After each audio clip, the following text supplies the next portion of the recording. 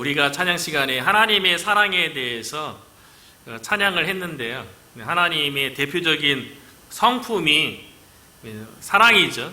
그렇기 때문에 우리가 하나님을 믿고 하나님을 만난다 했을 적에 하나님의 사랑에 대해서 이제 경험하게 되는데요. 하나님의 사랑에 대해서 구약 성경 여러 본문 중에 오늘 본문이 가장 잘 하나님의 사랑이 무엇인지에 대해서 잘 보여주고 있는 것 같아요. 저는 개인적으로. 그리고 이번에 호세아서 11장을 읽고 묵상하는 가운데 참 하나님의 사랑이 한이 없고 참 깊다, 참 신비하다, 그런 생각을 많이 이렇게 느끼면서 내 안에 그 하나님의 이해할 수 없는 그 신비한 사랑이 충만해서 그 사랑을 가지고 신앙생활하고 그 사랑을 가지고 사역을 하고 그 사랑을 가지고 내 삶의 모든 동기로 삼아야겠다, 이제 그런 이제 다짐하는 시간을 갖기도 했는데요. 호세아서 14장에 걸쳐서 전반적인 하나님의 메시지는 하나님에 대해서 배신한 이스라엘 향해서 변함없는 하나님의 사랑에 대해서 이야기하는 거거든요. 그래서 호세아 선지자를 통해서 하나님으로부터 멀어지고 하나님을 배신한 이스라엘 백성을 향해서 회개하고 하나님께로 돌아오라, 다시 하나님의 사랑 가운데 거하라, 하나님의 사랑 가운데 붙들리라, 그렇게 외치는 거죠. 하나님께서 이스라엘 백성을 모든 민족 가운데 그 작고 작은 이스라엘 민족을 택해서 내 백성이라고, 또 거룩한 백성이요 제사장의 나라라고 삼아준 것 자체가 얼마나 큰 사랑이고 은혜입니까? 그럼에도 불구하고 이스라엘은 하나님으로부터 자꾸 멀어지고 세상에 있는 물질을 향해서 열심히 달려갔던, 어쩌면 이스라엘 백성의 모습이기도 하고 우리의 모습일지도 모르겠어요. 하나님은 끊임없이 우리를 향해서 하나님의 사랑 가운데 거하라, 무슨 일이든지 어떠한 상황 가운데 있든지 오직 하나님만 신뢰하고 하나님만 바라보라고 얘기하지만, 실질적으로 우리가 세상 가운데 살아갈 때에는 하나님보다도 눈에 보이는 나를 더 이롭게 하는 것 같고 나에게 더 도움이 될 것 같은 세상의 물질이라든가 세상의 즐거움과 세상 사람들이 추구하는 것을 하나님 믿는다고 하지만, 우리들도 어쩌면 하나님의 마음과는 좀 먼 세상의 것들을 추구하는 어떤 그런 모습도 우리 가운데 있는 거죠. 그렇기 때문에 우리들도 하나님의 자녀라고 하지만 때때로는 하나님에 대해서 좀 약간 좀 배신하는 그런 죄성이 우리 가운데 있지 않나, 그런 생각이 들어요. 목회의 저의 삶 가운데에도 참 하나님을 위한 일을 한다고 하지만 실질적으로는 정말 내 마음속에 하나님의 마음이 있어서 그 마음을 가지고 목회 사역을 하는가? 그런 생각이 들 때도 있어요. 때로는 저희 육식적인 생각, 어떤 세상적인 생각이 내 마음 가운데도 있는 것이 아닌가, 그런 생각을 해보면서 참 저도 때때로는 이렇게 하나님으로부터 좀 멀어진 그런 가운데 있는 건 아닌가? 그런 생각이 들 때가 있거든요. 오늘 본문에도 보면 2절 3절에 보면 하나님께서 이스라엘을 끝없는 사랑으로 그동안 인도해 주셨지만 이스라엘 백성의 신앙이라든가 그들의 삶은 어땠냐면 2절과 3절만 보더라도요, 선지자들이 그들을 부를수록 그들은 점점 멀리하고, 하나님께서 하나님의 사람들을 보내서 하나님의 뜻을 얘기하고 하나님께로 돌이키라고 그렇게 수없이 하나님의 말씀을 선포했음에도 불구하고 자꾸만 이스라엘 백성은 점점 하나님을 멀리하고 바알들에게 제사하며 아로새긴 우상 앞에서 분향하였느니라. 신부는 하나님의 백성이라는 타이틀은 가지고 있었지만 실질적으로 세상 가운데 바알로 대표되어지는 세상의 신, 물질의 신을 더 섬기고 쫓아갔다는 거죠. 하나님의 사랑은 그런 이스라엘 향해서 끊임없이 변함없이 사랑해 주는 거예요. 그래서 3절에 보면 그러나 내가 에브라임에게 걸음을 가르치고 내 팔로 안았음에도 불구하고 내가 그들을 고치는 줄을. 하나님으로부터 점점 멀어지는 이스라엘 백성을 향해서 그럼에도 불구하고 이 단어는 하나님에게만 적용되는 것 같아요. 무조건적인 사랑을 가지고 이스라엘 백성을 향해서 다시 걸음을 가르치고 올바른 길을 걸어갈 수 있도록 걸음을 가르치고 때로는 낙심하고 때로는 잘못된 길로 갈 적에 그들의 상한 마음을 하나님께서 내 팔로 안아주고 낙심하고 실족하고 힘들어하는 그들의 마음을 괜찮아. 자녀들이 한 걸음마 배울 때 막 걸어가다가 이렇게 넘어지면 울잖아요. 그것도 쳐다보잖아요, 부모님을. 그러면 그때 엄마가 아빠가 딱 가서 그 넘어진 자녀를 꽉 안아주면 다시 자녀가 웃고 다시 걷잖아요. 표현이 참 재밌잖아요. 좋잖아요. 따뜻하잖아요. 하나님께서 하나님의 팔로 안아주신다는 거예요. 그리고 내가 그들을 고치는 줄을 늘 이렇게 그들을 치료하고 바른 길로 갈 수 있도록 고치는 일을 그런 사랑을 베풀었음에도 불구하고 그들은 알지 못하였도다.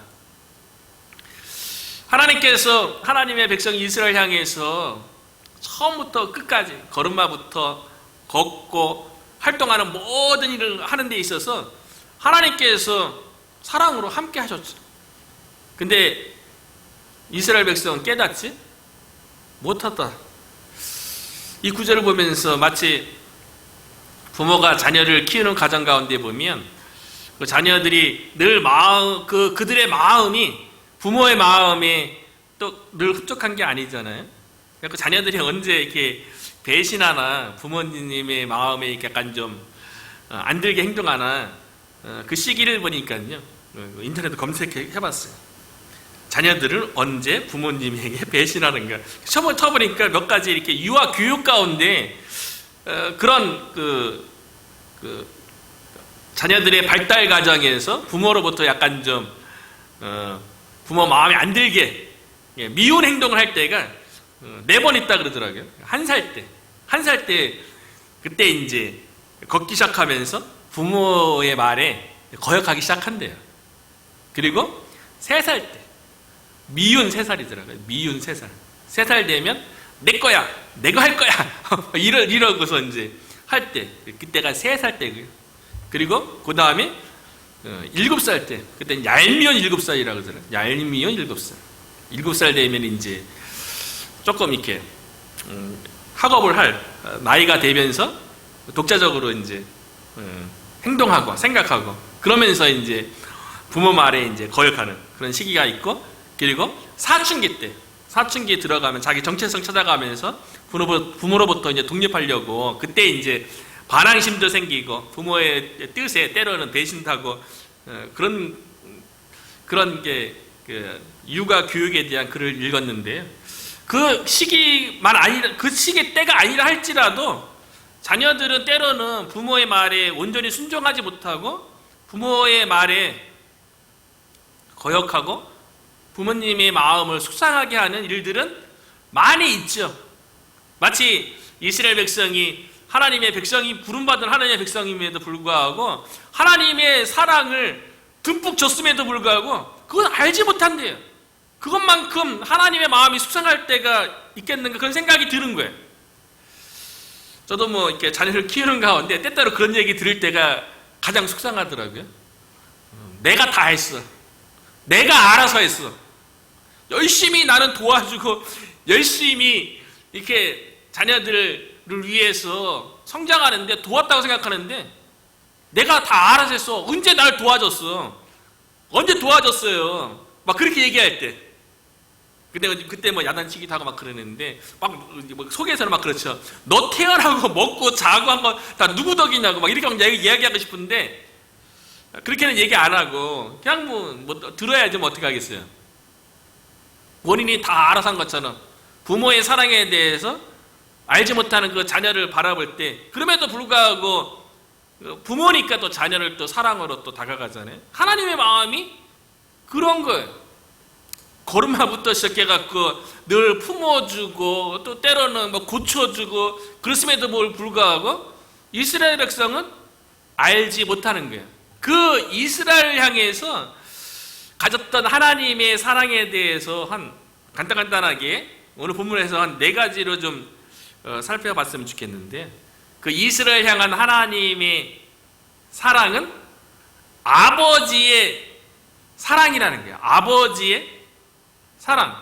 그래서 1절에 보면 이스라엘이 어렸을 때에 내가 사랑하여 내 아들을 애굽에서 불러냈거늘. 이스라엘을요 내 아들이라고 부르고 있어요. 내 아들이라고.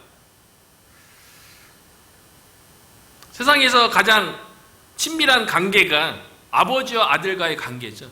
그래서 하나님과 예수님도 아버지와 아들의 관계로 설정되어 있는 거예요. 가장 친밀한 관계를 하나님 아버지와 아들 예수님이 되는 거죠. 원래 이제 그 능력, 권능과 지혜에 대해서는 동일한 본체이시지만 인격적으로 독립된 분이시잖아요. 근데 하나님 아버지께서 뭐 엄바 시인이 있어서 아들 예수 그리스도를 낳은 게 아니고 하나님 아버지와 예수 그리스도의 태초부터의 그 친밀한 관계를 표현하기 위해서 하나님의 아들이라고 이야기하는 거거든요. 그러니까 아버지와 아들이라고 하는 관계는 되게 친밀한 관계예요. 저는 잘 몰랐는데 미국에서 이렇게 애들 액티비티 여러 가지 이렇게 같이 활동하는 가운데 한 번은 아들이 그런 얘기를 하더라고요.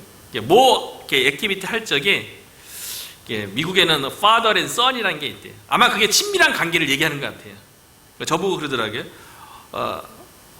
father and son 하자고. 그게 뭐냐면 아빠하고 아들만 단둘이서 뭔가 하자는 거야. 그래서 그게 한 게 뭐냐면 낚시였어요. 낚시를 어렸을 때부터 이제 그 처음에 올 때 린치버그 버지니아 린치버그 올 때부터 뭐 낚시해갖고 올랜드에서도 뭐 데이트나 종종 뭐 자주 간 건 아니고 1년에 한 2-3번은 갔던 것 같아요. 그때 이제 어렸을 때부터 데리고 다녀갖고 뭐 그게 이제 최고의 취미인 거 알고 재미인 줄 알고 저보고 이제 아빠 father and son 하자. 그러면 이제 낚시 가는 거였어요. 그러니까 친밀한 거를 얘기하는 거죠. 근데 하나님께서 이스라엘 백성을 사랑하는데 아버지의 마음을 가지고 아들로서 사랑한다는 거예요. 그런데 이 아들 속에요, 내가 사랑하여 내 아들을 애굽에서 불러냈거늘. 애굽에서 불러낸 이스라엘 백성이 내 아들이 되는 거잖아요. 그런데 사랑하여, 내가 사랑하여, 특별한 이유가 있는 게 아니에요. 뭐 지난 시간에도 살펴보고 호세아 전반적으로 봤을 적에 이스라엘 백성이 사랑받을 만한 어떤 조건이 있는 건 아니에요. 이스라엘 백성이 애굽에서 430년 지냈지만 그들이 하나님을 위해서 한 거 아무것도 없잖아요. 그들에게 있는 거는 아브라함과 이삭과 야곱과 맺은 언약밖에 없어요. 하나님께서 그냥 사랑하신 거예요. 마치 아버지가 자녀를 사랑하는데 뭐 조건이 있어서 사랑하면 그건 친아버지가 아니죠.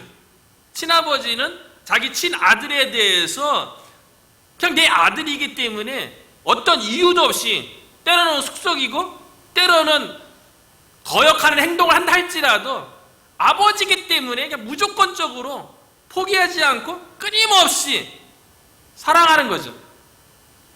하나님께서 계속 배역하는 이스라엘 백성을 향해서요, 아버지의 마음을 가지고 하나님 아버지의 마음에 대해서 많이 생각하는 거예요. 그 하나님 아버지의 마음을 가지고 아들인 이스라엘 백성을 사랑한다는 거예요. 이 내 아들 속에는요, 이스라엘 백성만 있는 것이 아니라 그 내 아들 속에 장차 오실 예수 그리스도도 있다는 거예요.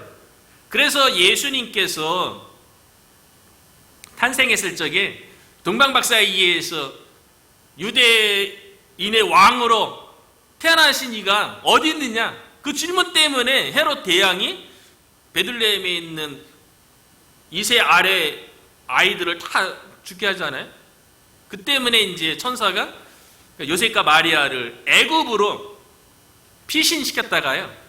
그리고 헤롯 대왕이 죽고 그 아들이 왕으로 등극했을 때 다시 불러들이는데, 그때 인용된 성경 구절이 오늘 본문에 있는 호세아 11장 1절 말씀이에요. 애굽에서 불러냈다, 내 아들을 불러냈다라는 표현이 마태복음에 기록되어 있거든요. 그러니까 내 아들 속에는 장차 오실 하나님의 아들이신 예수 그리스도도 있는 거죠.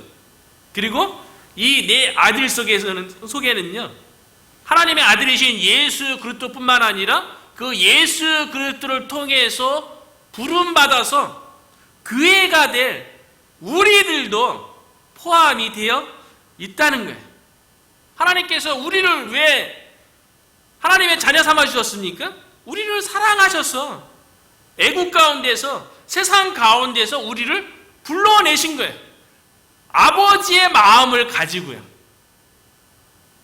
저와 여러분 가운데 흐르는 하나님의 사랑은요, 아버지의 사랑이 우리의 마음 가운데 있는 줄로 믿습니다. 그 아버지의 사랑 때문에 우리가 하나님의 자녀가 된 거죠. 그래서 요한복음 1장 12절에 보면 영접하는 자, 곧 그 이름을 믿는 자들에게는 하나님의 자녀가 되는 권세를 주셨으니, 예수 그리스도를 통해서 우리가 하나님의 자녀, 아들과 딸이 된 거죠. 그리고 로마서 8장 15절에 보면 너희는 다시 무서워하는 종의 영을 받지 아니하고 양자의 영을 받았으므로 우리가 아빠 아버지라고 부르짖느니라. 예수 그리스도로 인해서요, 우리가 양자의 영을 받아서 하나님과 우리의 관계가요, 아빠 아버지로 부를 수 있는 그런 관계가 되었다는 거예요. 내 아들 속에 저와 여러분도 있는 거예요. 그 하나님의 아버지의 사랑하셔서 그 사랑 속에 저와 여러분이 있었다는 거죠. 우리들도 마찬가지로 하나님 앞에 구원받는데, 하나님 앞에 부름받아서 주의 일 감당하는데 어떤 조건이 있어서 그런 건 아니죠. 하나님께서 무조건적인 사랑으로 우리를 불러주셔서 저 여러분이 하나님의 자녀가 되었고, 하나님의 일을 감당하는 그 사역 가운데 우리가 부름받은 줄로 믿습니다. 무한한 그 하나님의 사랑 가운데 우리가 늘 감사하는 마음이 충만했으면 좋겠어요. 그 하나님이 아버지의 사랑으로 우리에게 다가오는데, 그 사랑이 어떠한 방법으로 다가오는지에 대해서 좀 더 이렇게 오늘 본문 속에서 살펴보면요, 간단하게 4가지를 살펴보는데, 앞에 3가지는 4절에서 살펴봤으면 좋겠어요. 4절에 보니까요, 내가 사람의 줄, 곧 사랑의 줄로 저희를 이끌었고, 1절에도 애굽에서 불러냈잖아요. 근데 4절에 보면 사랑하셔서 불러냈고요. 4절에 보면 내가 저희를 이끌었고 내 아들을 이끌어냈다 라고 얘기하는데요, 여기서 내가 애굽에서 불러내고 저희를 이끌어내는데요, 그 주체가 누굽니까? 내가예요. 내가. 하나님의 사랑, 그 아버지의 사랑은요, 주권적인 사랑이라는 거죠. 이스라엘이 애굽에서 불러내지는데 그들이 협력한 거 뭐 있겠어요? 믿음으로 순종한 것밖에 없어요. 이스라엘이 애굽에서 나오는데 그 모든 과정을 계획하시고 실행하시고 이끄신 분은 내가, 하나님께서 하셨다는 거죠. 하나님께서 우리를 사랑하신다고 할 때는요, 그 주권적인 사랑으로 우리를 내주셔서 아버지 아들과의 관계 속에서 끊임없이 사랑이 지속되고 있는 거예요. 내가 내 의지를 가지고 내 계획을 가지고 하나님께 나가고 싶어서 나가고 하나님의 사랑 가운데 내가 사랑받고 싶다고 해서 내 의지를 가지고 나가는 것이 아니라는 거죠. 요한복음 6장 44절에 보니까요, 예수님께서 이렇게 말씀하세요. 나를 보내신 아버지께로 이끌지 아니하면 아무라도 내게 올 수 없으니 오는 그를 내가 마지막 날에 다시 살리리라. 하나님 아버지께서 이끌지 아니하면 저와 여러분은 모두 하나님의 주권적인 사랑에 의해서 하나님이 이끌어 주셔서 예수님께 나아갈 수 있었던 거예요. 예수님을 믿을 수 있었다는 거예요. 늘 얘기하잖아요. 예수님 믿는 게 너무 신기하다고. 이번 주에도 그 노예복센터에 몇몇 어르신과 사귀게 되었어요. 얘기하다 보니까 저희 고향에서 오신 분이 한 두 분 정도를 만났어요. 그래서 그 용류도에서 그 고아원 복지관을 그 원장으로 활동했던 어르신이 계세요.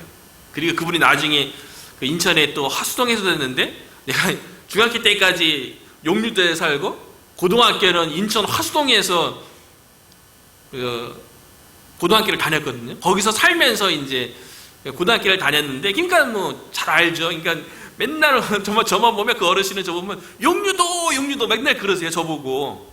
근데 그분은 또 친한 분이 있는데, 그분은 또 그 하수동 옆에 동네인 송림동에서 또 사셨더라고요. 그래가지고 그분들과 얘기하는데, 그분들 나이 80 이상 다 되신 분이죠. 그분들도 그런 얘기를 하세요. 참 예수님 믿은 게 신비롭다고. 그 나이에 돼서도요. 이게 예수님 믿은 게 이해되어지고 납득되어져서 믿은 게 아니잖아요. 어떻게 예수님이 하나님의 아들이 되며 처녀의 몸에서 태어나며 십자가에 죽었는데 어떻게 3일 만에 부활되어진 게, 그래서 우리가 그런 얘기를 나눴어요. 어르신들 얘기하는 가운데. 우리가 예수님 믿는 게 아니다. 예수님을 믿는다 그러면 내가 의지를 가지고 내 지식을 가지고 믿는 거잖아요. 예수님은 믿어지는 거다. 성경 말씀을 믿어지는 거다. 그런 얘기를 나눴거든요. 그분들도 다 그렇다고. 성경이 그냥 믿어진다고. 믿어지는 거죠. 성령님에 의해서 예수님이 믿어지는 거고, 성령님에 의해서 성경의 모든 사건들이 다 안 믿어졌으면 좋겠어요. 그 믿어지는 거 어떡합니까? 그 믿어지는 성령의 감동이 있으니까 교회를 못 따라오는 거죠. 떠나고 싶어도 성령의 하나님 믿어지고 예수님 믿어지고 말씀 믿어지는데 어디를 떠납니까? 믿어지는데. 그런 얘기를 나눴어요. 하나님이 이끌어 주셔야지 예수님께 나갈 수 있는 거죠. 우리가 나가는 게 아니라. 그래서 요한복음 15장 16절에도 보면, 그래서 예수님께서 이렇게 얘기하잖아요. 너희가 나를 택한 것이 아니요 내가 너희를 택하여서였나니. 하나님께서 이끌어 주신 거예요. 예수님이 택했기 때문에 참 저와 여러분이 이곳에 있는 거죠. 확신 가운데 있기 때문에요. 이번 주에 또 시찰에도 갔는데, 시찰에서도 비슷한 얘기 많이 나눴던 것 같아요. 이번 주는 뭐 그런 얘기 많이 나눴던 것 같아요. 어르신들하고는 이제 성경 전체를 구속사 관점에서 살펴보다 보니까 이번 주에는 신명기 이제 1장 갖고 얘기하다 보니까 그런 얘기했고요. 믿음에 대해서. 목사님들과 또 시찰에 얘기하는데, 그러니까 목사님들은 개인의 삶과 가정에 있는 문제들 나누거든요. 시찰에서는요. 교제하는 그 모임이니까. 그리고 같이 기도하고 그러니까 두 가지로 나눠요. 교회에 대해서 나누고 자기 가족에 대해서 나누고, 그리고 기도 제목 삼아서 같이 기도하고, 그리고 서로 위로하고 격려하는데, 근데 목사님들마다 다 이렇게 말 못할 다 어려움들이 다 있는 거예요. 근데 교회에서 나누지 못하잖아요. 그러니까 다 같은 목사니까 나누는 거죠. 근데 나중에 식당에 가서 식사하는 가운데 제 옆에 있던 목사님이 그 전에 나눌 적에 이제 아내에 대해서 나왔어요. 아내가 이제 면역 질환이 있어갖고요. 수술도 받았고요. 거동이 불편해요. 그래서 이제 목사님이 다 이렇게 식사도 준비하시고 자녀들은 다 성장해서 다른 곳에 가 있고 이 목사님은 대학에 수강해가고 해갖고 60 넘으셨는데 대학교에 들어가서 캠퍼스 사역을 애들한테 식사 제공하고 여러 인종들 모아서 성경 공부하고 그러시는 분이거든요. 근데 그분도 그런 얘기 하는 거예요. 늘 기도한다는 게 아내를 위해서 하나님 고쳐달라고, 면역질환 아내를 고쳐달라고. 근데 하나님께서 고쳐주지 않는 것 같다는 거예요. 근데 한편으로는 하나님께서 아내가 그렇게 고통당하고 육신의 질환이 있는 것도 그것도 하나님의 뜻이고 그 가운데 하나님께서 자신을 향한 메시지도 있고 또 믿음 가운데 이거를 감당하게 하신 것도 성경 말씀 가운데 이렇게 믿어지니까 다 감당되어지는데 그래도 현실 가운데 여전히 힘든 것이 있으니까 그것이 힘들다는 거예요. 성경 말씀이 다 믿어지고 하나님께서 이끄시고 목사로 부르셨고 사역하게 하셨고 또 아내도 질병 가운데 고난당한 이것도 하나님 주권 가운데 다 된다는 거 자기 다 믿어진다는 거예요. 그러나 현실은 힘들다는 거예요. 그래도 하나님께서 지금까지 나를 구원하시고 부르시고 지금까지 이끌어오신 것에 대해서 그걸 부인할 수 없는 거예요. 그 믿음 가운데 있기 때문에 가정 가운데 힘들고 어려운 일이지만 여전히 또 사역 가운데 또 헌신해야 되고 그러면서 서로 이렇게 격려하고 위로하고 그런 시간을 가졌는데 다 모든 목사님 다 그렇죠. 각자 문제 없는 목사님이 어디 있겠어요. 그러나 그를 다 품고 하나님께서 다 허락하신 거니까 믿음으로 품고 서로 힘내서 각자 교회에서 사역에 또 전진하자고 또 그렇게 서로 위로하고 그랬는데 하나님께서 주권적으로 이끌어 주셨기 때문에 저와 여러분도 이곳에 있고 어려움이 있지만 그것 다 하나님의 뜻이 다 기도 가운데 물으면서 힘들고 어려운 길 또 우리가 걸어가는 거 아니겠습니까? 저와 여러분 가운데 하나님의 주권적인 사랑이 저와 여러분을 우리 교회를 이끌고 있음을 믿습니다. 하나님의 사랑에 대해서요 나타나는 표현 방법에 대해서 두 번째는 사랑의 줄로 사람의 줄로 이끈다는 거예요. 사람의 줄로. 하나님께서는 하나님의 사랑을 표현하는 데 있어서 사람을 통해서 일한다고 얘기하는 거예요. 내가 사람의 줄. 우리는 때때로 그런 생각도 하잖아요. 하나님께서 온 천하에 다니며 만민에게 복음을 전파하라. 그렇게 명령할 것이 아니라 하나님이 살아계시고 하나님의 권능이 충만하다면 하나님께서 직접 살아계심을 이 땅 가운데 보여주고 기적을 이곳저곳에서 나타내서 아주 수월하게 이 세상에 있는 많은 사람들을 예수 믿게 하면 좋을 것 같은데 하나님은 사랑을 그렇게 표현하지 않는다는 거예요. 사람의 줄로 표현한다는 거예요. 사람의 표현이 참 재밌죠. 사람을 통해서 하나님의 사랑이 흘러가겠다는 거예요. 북이스라엘이 아수르에게 멸망하고요. 남유다도 바벨론에 의해서 이제 멸망할 그런 시기예요.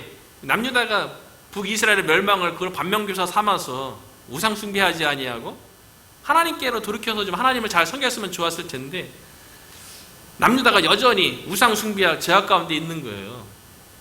그런 하나님의 백성, 유다 백성을 향해서 하나님께서 하나님의 사랑을 좀 보여주고 하나님께로 돌아오라고 하나님께 직접 얘기하지 않는 거예요. 누군가를 보내서 유다 백성의 마음을 하나님께로 돌이키게 하기 위해서 메시지를 선포하게 하고 싶은데요. 참 그때뿐만 아니라 오늘날도 마찬가지인데요. 사람들의 죄에 대해서 잘못된 길로 가는 것에 대해서 이렇게 이야기하고 선포하는 것만큼 쉬운 일이 없는 것 같아요. 그래서 하나님께서 이사야 선지자에게 이렇게 음성을 들려주잖아요. 이사야 6장 8절에 보면 내가 또 주의 음성을 들은즉 이르시되 내가 누구를 보내며 누가 우리를 위하여 갈꼬 그때에 내가 가로되 내가 여기 있나이다 나를 보내소서. 하나님께서요 내가 누구를 보낼까 하니까 누가 하나님의 백성 가운데 그들의 죄에 대해서 지적하고 책망하고 하나님께로 돌아오라고 그렇게 얘기할 사람, 하나님의 사람이 없는 거예요.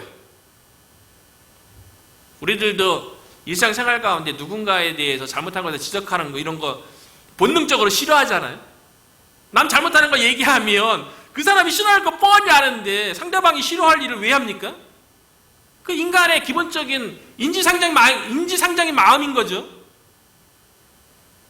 근데 하나님의 백성이 잘못된 길로 가는데 멸망길로 가고 있는데 돌이키라고 그 메시지를 전할 내가 누구를 보낼까 근심하는 거예요. 하나님께서요. 어쩌면 이사야 시대에만 그랬을까요? 오늘날에도 하나님께서 그런 근심하는 마음을 갖고 있지 않을까?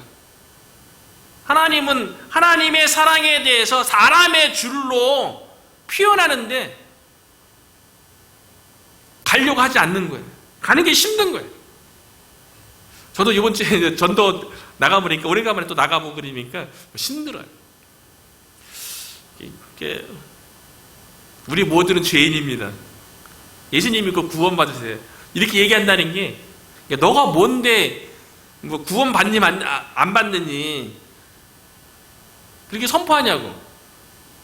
뭐 누구도 그렇게 얘기하지 하는 사람은 없는데 내 자신이 그냥 주눅 들어서 그런 생각이 드는 거죠. 죄에 대해서 얘기해야지.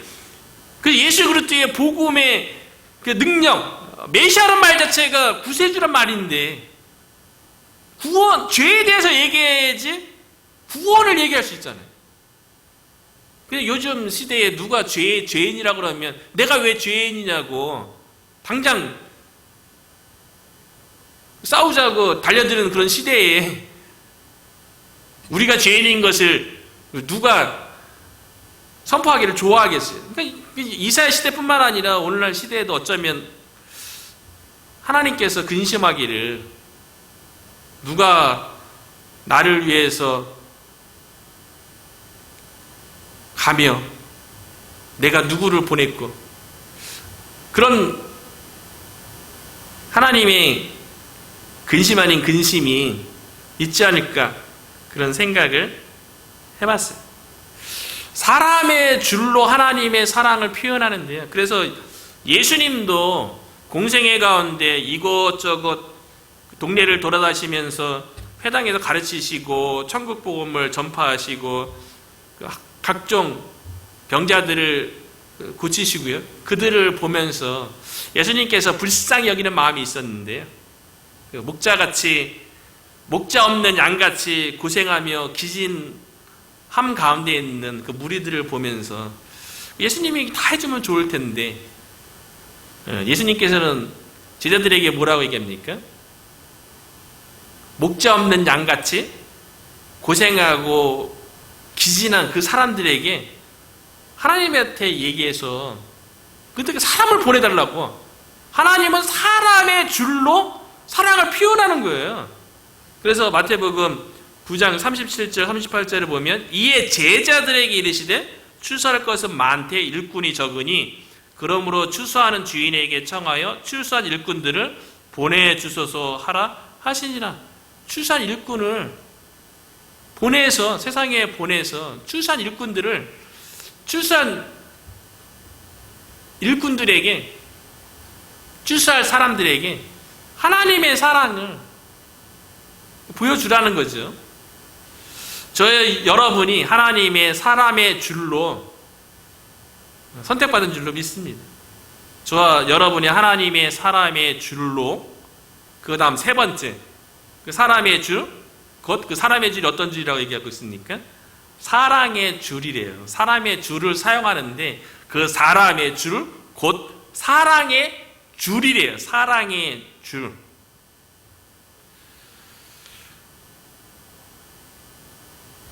예전에 뭐 누구나 다 아는 그 이솝 우화 가운데요. 그 태양과 바람이 그 나그네의 옷을 벗기는 그런 경쟁을 하는 그런 이야기가 있죠. 바람은 자신만만하기를 내가 강한 바람을 불어서 저 나그네의 옷을 벗기리라.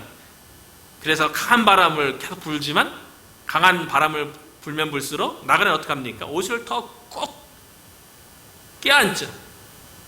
그런데 태양은요, 태양 차례가 됐을 적에 그 나그네를 향해서 따뜻한 햇빛을 계속 내리쬐니까 나그네가 그 따뜻한 햇빛으로 인해서 자기 스스로 옷을 벗는, 그래서 태양이 이기잖아요. 사랑의 줄이라는 게 하나님께서 일하실 적에 어떤 강제력이라든가 어떤 힘에 의한 게 아니고요, 사랑으로 사람의 마음의 문을 열고 하나님의 일을 사랑으로 하게 하신다는 거예요. 맞는 것 같아요. 자녀 교육 가운데 참 쉬운 일은 아니죠. 하나님의 사랑이 아버지의 사랑이라고 얘기했는데 자녀에게 윽박지르고 야단친다고 해서 뭐 자녀들의 마음이 열리고 자발적인 부모에 대한 순종이 따라오지 않는 것처럼 끊임없이 태양처럼 햇빛을 비춰서 스스로 옷을 벗게끔 사랑으로, 사랑의 줄로 결국 마음의 문을 열게 하고 자발적으로 하나님께 나오게 해야 되는 거죠. 저와 여러분 가운데 하나님의 사랑이 충만해서 그 사랑이 그 하나님의 사랑을 경험한 것만큼 그 사랑이 우리의 삶 가운데 헌신과 희생으로 나타나서 우리의 사랑을 통해서 우리 주변에 있는 마음이 굳어져 있는 사람들의 마음을 녹이는데 저와 여러분이 사랑의 줄이 되기를 축원합니다.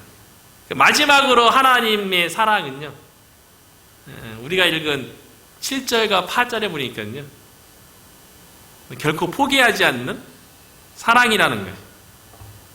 그 아들이 끊임없이 아버지에 대해서 반역을 해도요, 그 반역한 것보다 더 큰 사랑으로 다가가는 거예요. 결코 포기하지 않는 거예요. 그래서 7절과 8절에 보니까요, 내 백성이 끝끝내 내게서 물러가나니 나는 마음을 하나님께로 돌이키지 아니하리라. 마음이 점점 완악하고 강팍해져 가는 거예요. 비록 그들을 불러 위에 계신 이에게로 돌아오라 할지라도 일어나는 자가 하나도 없도다. 아유, 내 아들이라고 일컬어지는 백성 가운데 하나님 아버지께로 오는 자가 하나도 없는 거예요. 계속 하나님 아버지에 대해서 거역하고 배신하고 세상으로 가고, 그럼에도 불구하고 그런 아들과 같은 이스라엘 백성을 향해서요, 하나님이 가지는 그 포기하지 않는 사랑에 대해서 8절을 보면 우리가 이 사랑을 받는다는 것에 대해서 너무 감사한 것 같아요. 서두에도 얘기했지만 우리도 죄성이라는 게 있어서 하나님의 말씀 가운데 때로는 배신도 하고 거역도 하고 그러는데, 그럼에도 우리 가운데 하나님께서 포기하지 않는 사랑이 있다는 게 얼마나 감사한지요. 8절에 보니까요, 에브라임이여 내가 어찌 너를 놓겠느냐, 이스라엘이여 내가 어찌 너를 버리겠느냐. 어떤 부모가 자녀를 놓고 자녀를 버립니까? 하나님 아버지께서 내 아들인 이스라엘 백성을 어떻게 놓고 버리겠어요?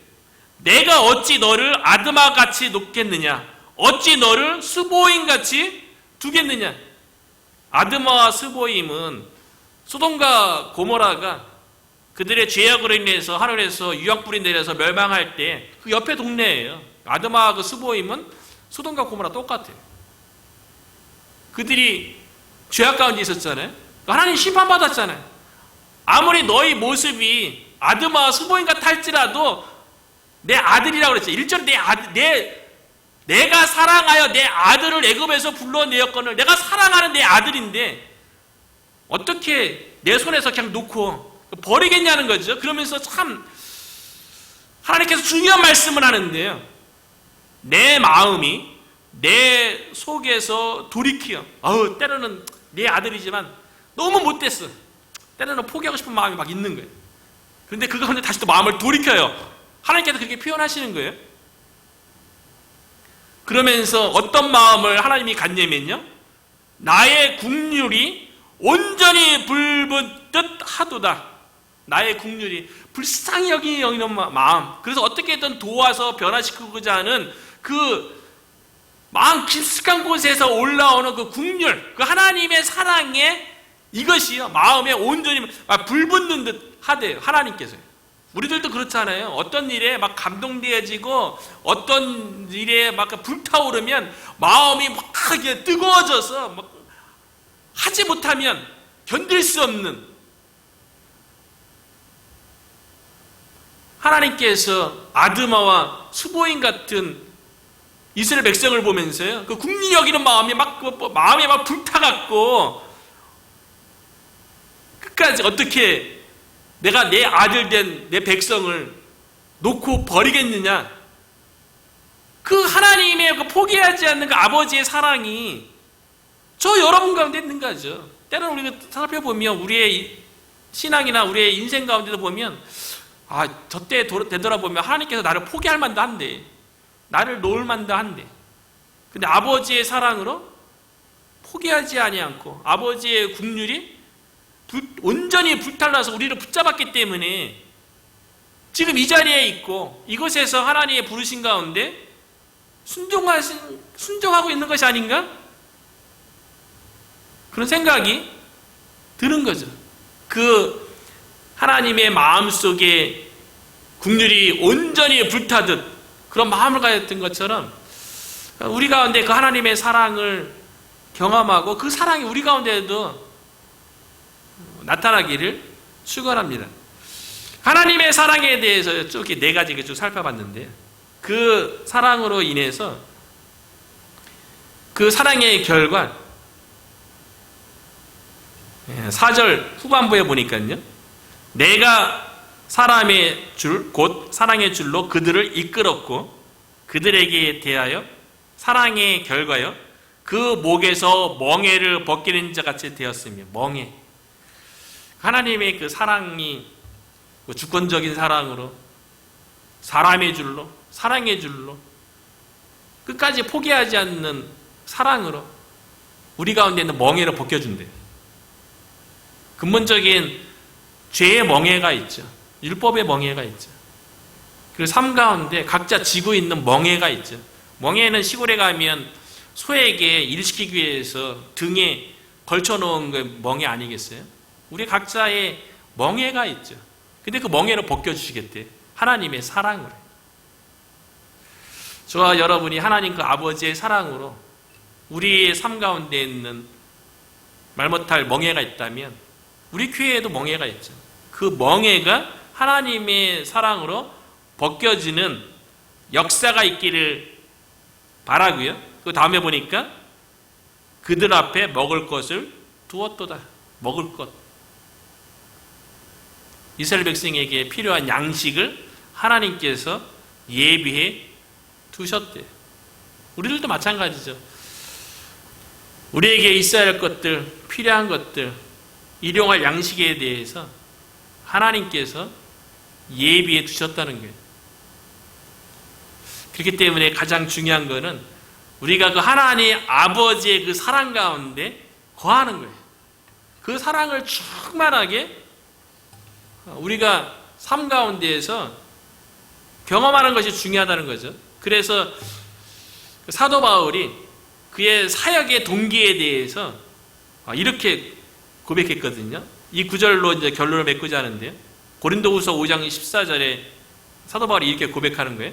그리스도의 사랑이 우리를 강건하시는도다. 그리스도의 사랑, 그리스도의 사랑, 하나님 아버지의 사랑, 그 사랑이 우리 안에 있어서 그것이 우리를 삶의 동기가 되게 하는, 움직이게 하는 거예요. 여러분이 그 하나님 아버지의 사랑 가운데, 그리스도의 사랑 가운데 저와 여러분이 그것이 동기가 되어서 우리의 신앙뿐만 아니라 사역 가운데 아름다운 열매 맺게 되기를 주님의 이름으로 축복합니다.